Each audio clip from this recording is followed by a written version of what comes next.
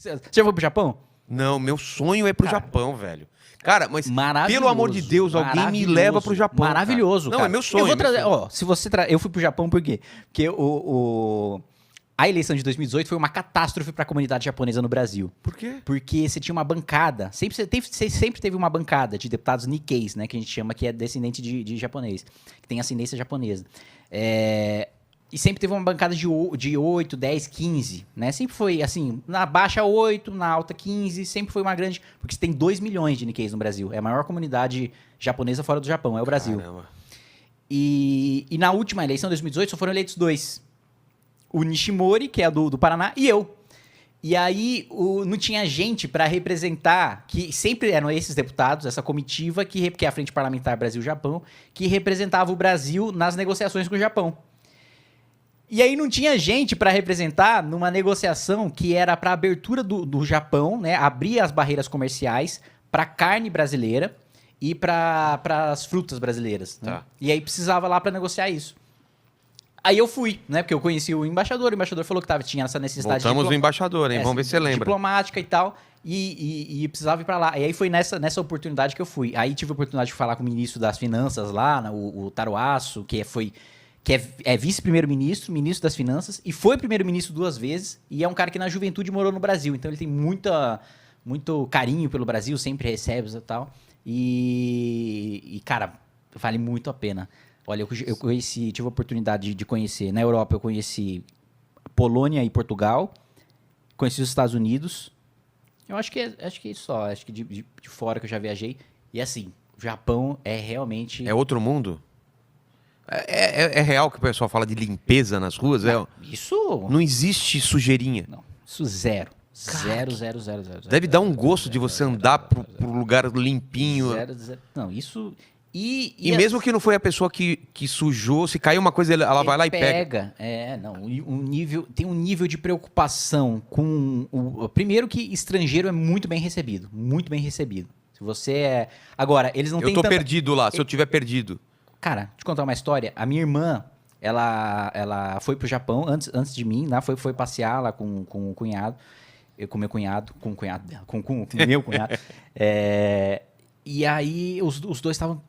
Como é que pega o trem pra tal lugar? Era um lugar 1 hora de distância, né, de onde eles estavam. Foram numa loja, o atendente da loja falou, eu levo vocês até lá. O Nem conhecia. Saiu da loja, pegou um trem 1 hora com eles até o destino final. Estranhos pra ele. Estranho. Voltou e voltou e foi pra loja. Que absurdo. Quer dizer, legal pra caralho, mas é uma coisa que a gente não imagina. Mas, não. Primeiro que... Imagina se você for trabalhar numa loja aqui no Brasil.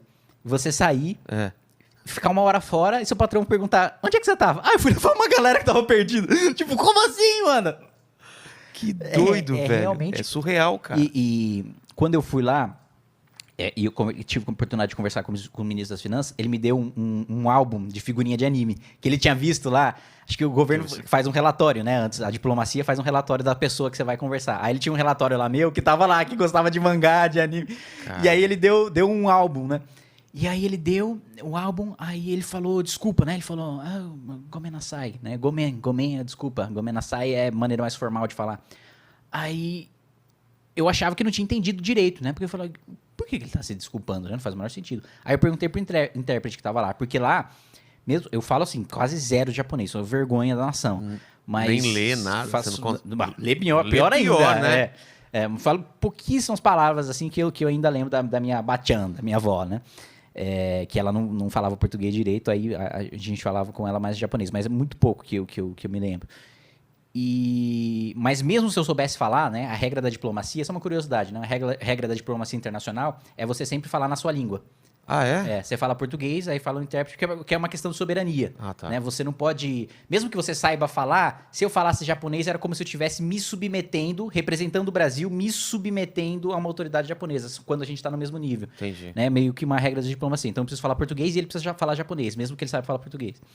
E aí eu perguntei pro intérprete e tal, eu entendi direito o que ele falou, desculpa, não faz o menor sentido. Aí ele falou desculpa. Aí eu falei, mas falou desculpa por quê? Ah, não, porque tá sem...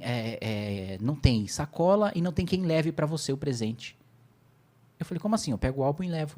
Então, ele tá pedindo desculpa porque você vai ter que fazer isso. Eu falei, Como assim? Você ganhou o presente, não era pra você carregar ele, é isso? Não, é porque pelo menos até a porta, alguém com uma sacola levar o presente pra mim, pra depois, fora lá do ministério, eu levar. Eles são muito formais, né? É. Que louco, cara. Cara, mas você ficou tipo só em Tóquio ou você deu uma rodada por lá? Dei uma rodada, fui Tóquio, Kyoto, que Kyoto foi também... O Japão sempre teve muita guerra interna, né? Na época do... né? Há muito tempo. Há muito tempo atrás.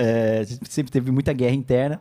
E então teve várias capitais diferentes, né? Então, Tóquio hoje é a capital, mas Kyoto também foi capital. E eu tive a oportunidade de visitar, que tem muitos templos, prédios históricos, é um ponto turístico muito famoso. E eu fui também nas províncias, né, nas cidades, que tem as maiores comunidades brasileiras no Japão, né, que é Hamamatsu e Gunma, né, que tem muito brasileiro mesmo. E foi até engraçado, né, que eu conversei com umas crianças, filho de imigrante brasileiro lá, né? Que nasceu lá? Que nasceu lá, que nunca conheceu o Brasil. Eu fui lá numa sala, perguntei...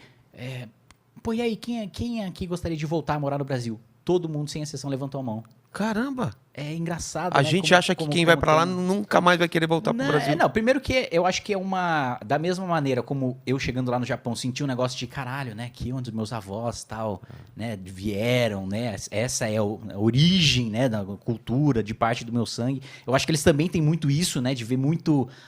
Puta, meus pais no Brasil, pô, o Brasil deve, né, como é que é a cultura, como é que, né, a comida, que é tudo completamente diferente né, do lugar que eu nasci, né, como é que é um lugar em que, sei lá, a criança pode falar alto no meio da sala, como é que é um negócio... Ah, é, né? Como é que é? Os caras... Tem essas coisas. Como é que é um lugar em que você pode ter uma conversa de amigo com um professor, que lá, não, o professor é como se fosse uma autoridade distante, né, então você não pode...